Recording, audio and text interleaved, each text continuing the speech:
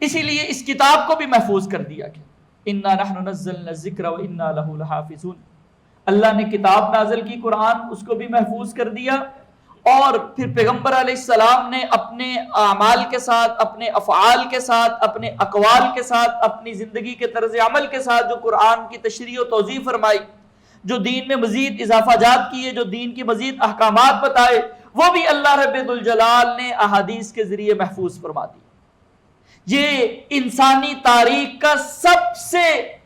وسیع تر علم ہے علم حدیث. آپ پوری انسانی تاریخ اٹھا کے دیکھ لیجیے، پوری انسانی تاریخ، بڑے بڑے متمدن، بڑی بڑی تہذیبیں، انہوں نے لوگوں کے حالات کو یا کسی اپنے بڑے کے احکامات کو محفوظ کرنے کے لیے جو طریقے اختیار کیے ہیں، ان سب میں سب سے بہترین اور اتھینٹک طریقہ جو ہے وہ علم حدیث کا ہے، جو مسلمانوں نے بنایا اللہ تعالیٰ کی توفیق کے ساتھ. تو اللہ تعالیٰ نے ایسا نظام بنایا، مسلمانوں کو یہ فہم و فراست دی، یہ عقل و شعور دیا، یہ ان کو توفیق دی کہ انہوں نے ایسے اصول و ضوابط بنائے. اور جو مغربی مستشرقین ہیں وہ بھی پکار اٹھے کہ یہ وہ واحد قوم ہے جس نے اپنے نبی کے حالات کو محفوظ کرنے کے لیے لاکھوں لوگوں کے حالات زندگی کو محفوظ کیا. ایک ایک بندہ جو پیغمبر علیہ السلام کی حدیث کو روایت کرنے والا، آپ کوئی حدیث کی کتاب اٹھا کے دیکھیں نا، باہر سے بخاری ہے، مسلم ہے، ابو داؤد ہے، ترمذی ہے، نسائی، بے شمار کتابیں حدیث کی نا، تو وہ مصنف بتائیں گے کہ میں یہ جو نبی صلی اللہ علیہ وسلم کی بات آپ کو بتانے لگا ہوں، مجھے فلاں نے بتائی تھی، اس کو فلاں نے بتائی، اس کو فلاں نے بتائی، اس کو فلاں نے بتائی، اس کو فلاں نے بتائی.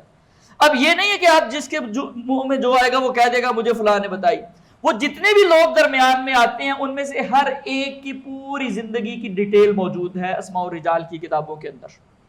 کہ یہ کہاں پیدا ہوا، کہاں فوت ہوا، اس نے کن علماء سے علم حاصل کیا، کہ اس سے کس کس نے علم حدیث حاصل کیا، اس کا حافظہ کیسا تھا، اس کا کریکٹر کیسا تھا، اس سے حدیث لینی چاہیے کہ نہیں لینی چاہیے. وہ ساری تحقیق کے بعد پھر کہا جاتا ہے کہ جی یہ حدیث صحیح ہے. ورنہ پھر علماء کہہ دیتے کہ جنہیں یہ روایت ضعیف ہے، کیونکہ اس میں ایسے لوگ ہیں بیان کرنے والوں میں جو معتبر نہیں ہیں، جن کا کریکٹر ٹھیک نہیں تھا، جن کا حافظہ ٹھیک نہیں تھا، یا وہ اپنے استاد جس سے روایت کر رہے ہیں اس کے ساتھ اس کی ملاقات ہی ثابت نہیں ہے. تو یہ اتنا انتظام بہترین اللہ رب الجلال نے اس لیے کروایا تاکہ قیامت تک کے لیے اس شریعت کو محفوظ کر دیا جائے. اس کتاب کو بھی محفوظ کر دیا، اور پھر اس کی جو تشریح و توضیح اللہ کے رسول صلی اللہ علیہ وسلم نے تفصیل بیان کی وہ بھی اللہ رب الجلال نے محفوظ کر دی.